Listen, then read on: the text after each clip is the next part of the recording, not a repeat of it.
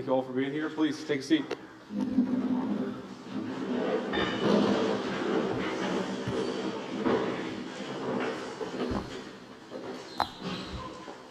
Okay, so what we're going to do is make some introductory remarks from me, from Andrew Ferguson, and from Stephen Miller, and then we'll kick out the press and have the real conversation.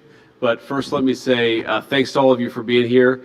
Very gratified and proud of the fact that we have 15 different state AG offices represented here today who are focused on helping us in combating fraud all over our government. And let me be very brief here about what we're trying to do here. So one of the things we've realized in combating fraud is that the resources of the federal government, while vast, can be supplemented and aided by a lot of the people who know best what's happening in their states, which is the attorneys general represented here today.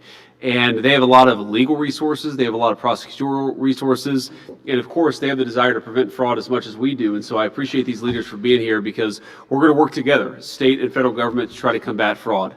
I'm particularly gratified here that this is not a partisan effort. I believe we have a couple of representatives from the attorney generals in Connecticut and Oregon. And as I've said repeatedly, this should not be a partisan effort. Everybody should care about fraud. Everybody should care about rooting out fraud. Everybody should care about saving the American taxpayers' money. And importantly, everybody should care about actually protecting the programs that only work and are only properly funded if the money funding those programs isn't being stolen by fraudsters. So let me just recap for the benefit of our friends in the media. In just 2 months, we've exposed billions of dollars in benefits that have been stolen from the American people. We've referred over $22 billion in fraudulent small business loans back to the Treasury for collection. We've deferred more than $1.3 billion in fraudulent Medicaid reimbursements that were coming from various states, particularly California.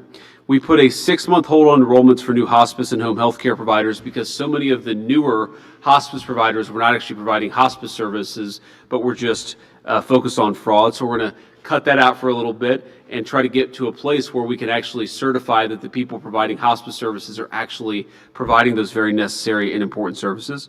We've recovered taxpayer funds from the $135 billion stolen after the floodgates were open in the immediate aftermath of COVID. We have found $6.3 billion in suspected fraudulent government contracts, which were mostly awarded during the last administration, and that has stopped. And finally, we blocked $60 million in student aid fraud that should have gone to young people trying to get an education, but instead we're going to fraudsters. And I think the theme here of the Anti-Fraud Task Force up to this point has really been that we're protecting two classes of victims here. We're protecting the American taxpayers who shouldn't have their money stolen by fraudsters. And of course, we're protecting the people who need these services. Fraud is not a victimless crime. This is not somebody gets to make some money for violating the law, and otherwise it's not a big deal. This is people who rely on critical services, students who rely on student loan services, sick people who rely on hospice care, a number of small businesses who rely on the availability of these loans so that they can grow their business and hire people. All of these people, all of our fellow Americans, have been taken advantage by fraudsters, and the task force is here to stop it. So without further ado, let me kick it over to Andrew Ferguson, who's going to talk a little bit about how we're going to work with these state attorneys general. And it's attorneys general, right? Not attorney generals. It's very counterintuitive. We got to change this. Maybe the group here together, we got enough of a critical mass of attorneys generals to change it. But Andrew, attorneys general, I'm never going to be able to get that right, and the media, of course, is going to make fun of me for it.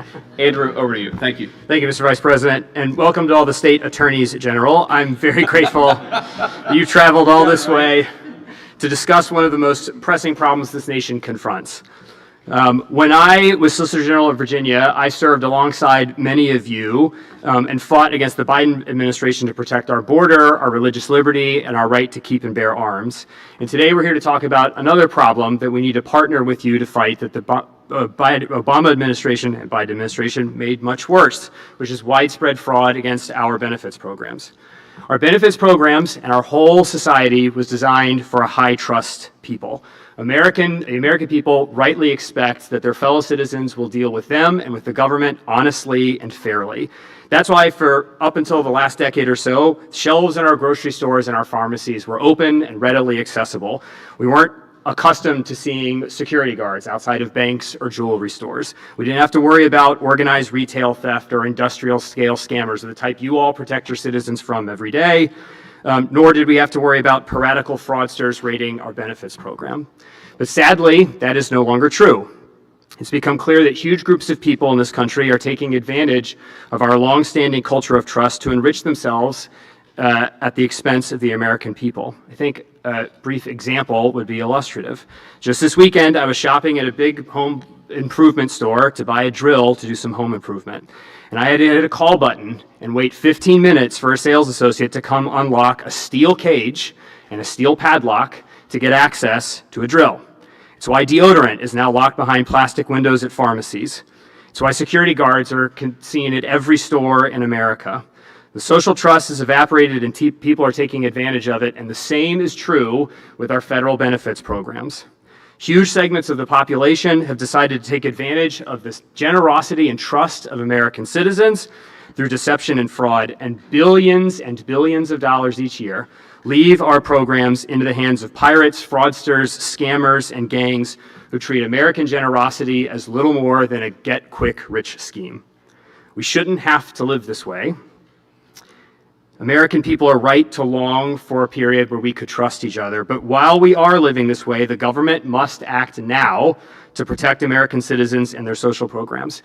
That is why President Trump has focused on this issue, and that is why the president selected the Vice President of the United States, a man who sits atop the rest of the government to coordinate the entire federal government's efforts to stop fraud in all of our benefits programs. And that requires us to do two things. First, we have to build protections within the programs to make sure taxpayer dollars don't enter the hands of fraudsters. That's what the task force under the Vice President's leadership has been doing for months. With our agency partners, we've uncovered tens of billions of dollars in fraud and prevented billions from going out the door into the pockets of fraudsters. For agencies that had robust anti-fraud systems that the Biden administration turned off, the task force and the agencies have turned them back on and prevented billions of dollars from leaving the agencies. And for the agencies that didn't have those systems, the task force has come alongside them and harnessed the power of American AI innovation to build automated systems to keep that money in the agency. It saves thousands of man-hours every year and billions of dollars that otherwise would exit the agencies and enter the hands of fraudsters. But the second thing we must do, and the reason we brought you all here, is that we must restore deterrence by finding, prosecuting, and punishing fraudsters.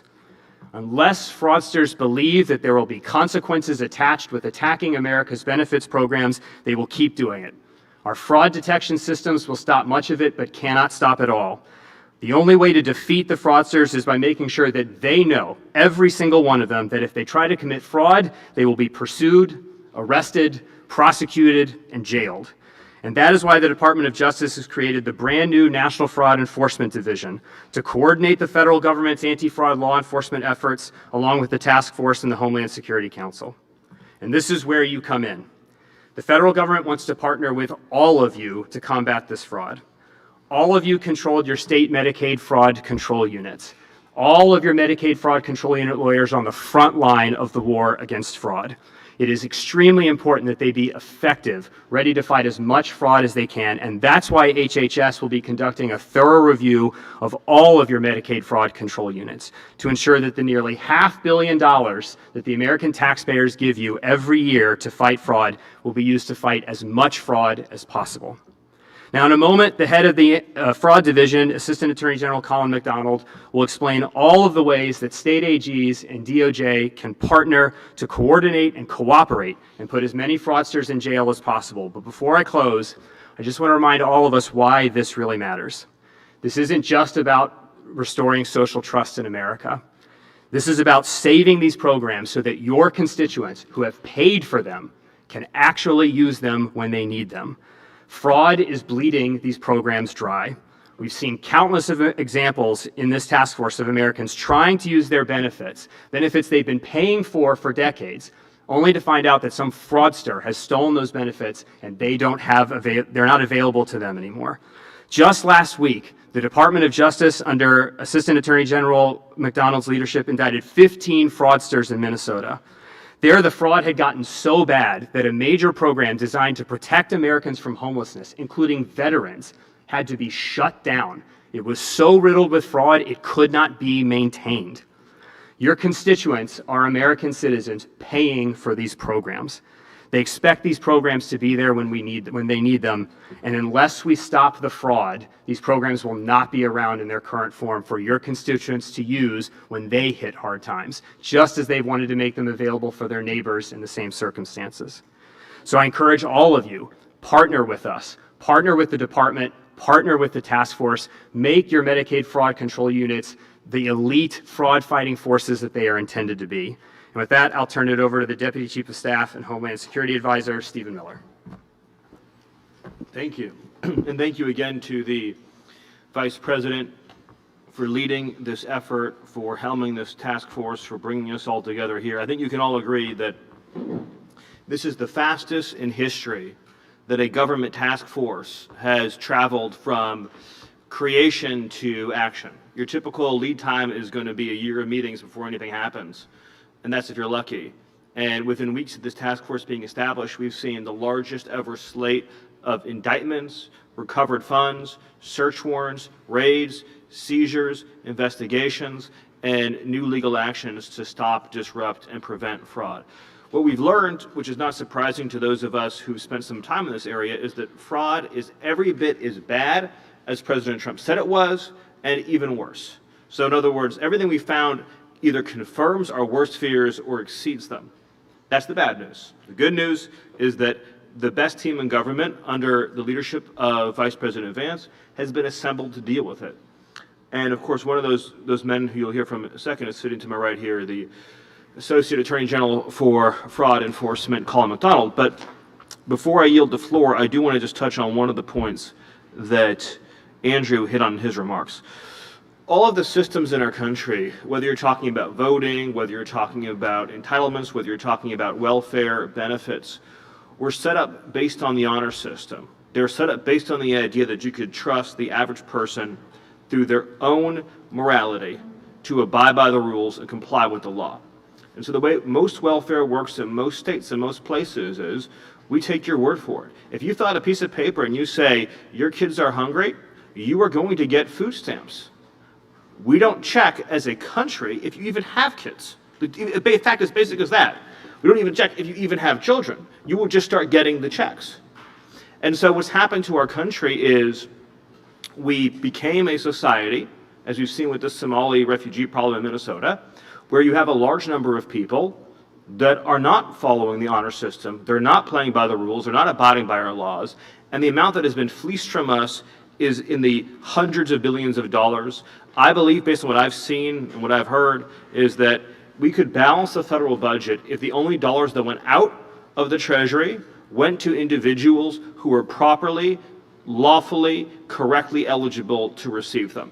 And that ultimately is going to be what we have to do as a country. In the meantime, because of the Vice President's leadership, you are seeing the most muscular, robust, aggressive, dedicated, determined, and speedy effort to shut down criminal fraud that has not only ever occurred in the history of this country, but in any developed nation. So thank you. Thanks, Stephen. Colin. Thank you, Mr. Vice President. 50 days ago today, Acting Attorney General Todd Blanche announced the creation of the National Fraud Enforcement Division at the Department of Justice. And today, 50 days later, the Fraud Division has announced 450 major fraud events occurring across the country, from charges to convictions to sentences. We are off to a rapid start to protect you, the American taxpayer, and ensure that your dollars stay where they belong, and that is in your pocket. When an individual's money is stolen, that individual takes it personally and does everything they can to recover their money. This task force, under the Vice President's leadership, we are here to take it personally every time someone decides to rob the United States of their money. We are here to take it personally when someone decides to take money from a program designed to give money, food, health care to the needy, the sick, and the elderly. That is what the Fraud Division is here to do. It's to take it personally for you, the United States of America, when your money is stolen.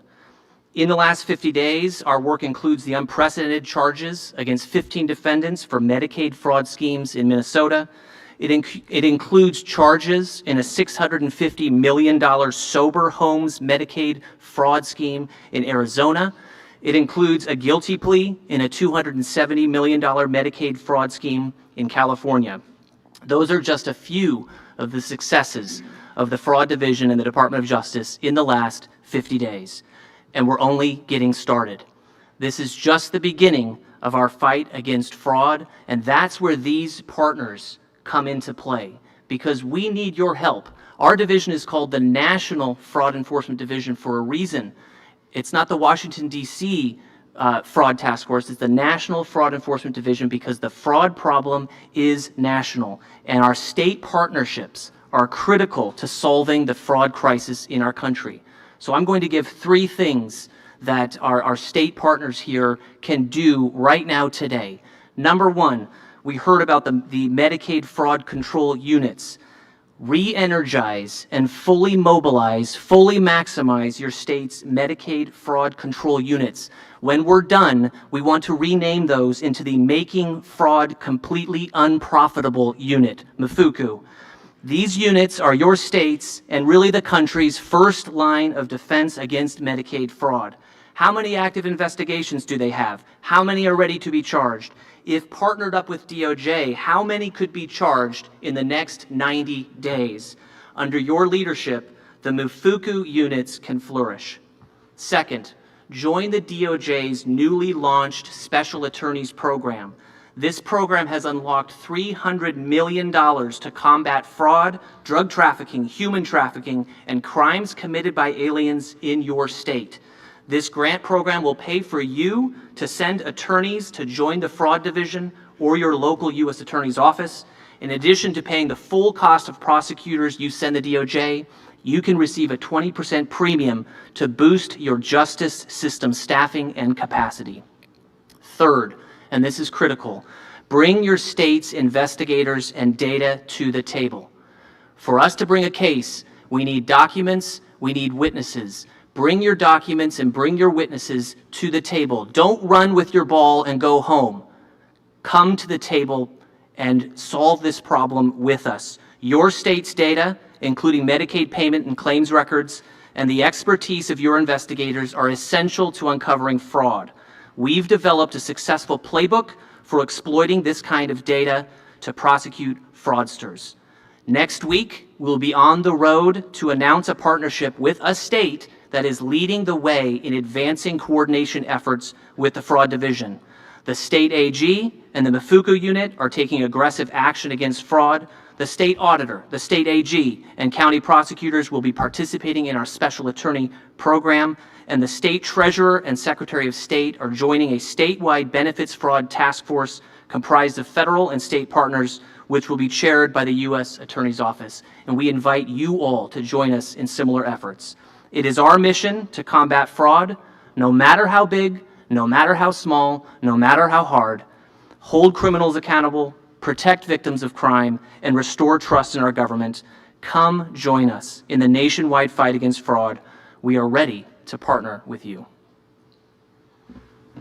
Thank you, Colin. And let me just leave one final thought here before we dismiss the press and get down to the business of the meeting. So, as Andrew very ably pointed out, these are not victimless crimes. Sometimes the most vulnerable people in our community are the ones who suffer when we don't take fraud seriously. One of the cases that was part of Colin's series of indictments last week in Minnesota stood out to me, and I think highlights how particularly egregious some of these fraudsters can be. And it's a man who was supposed to be providing services to allow elderly people to live full and independent lives. And what happened instead is that the man who was supposed to provide these services, reimbursed by the Medicaid program, was providing nothing. No services, no help, no check-ins, and the very man, the vulnerable elderly man that he was supposed to be protecting and looking after, was reimbursed by the taxpayer in order to do exactly that. That man died.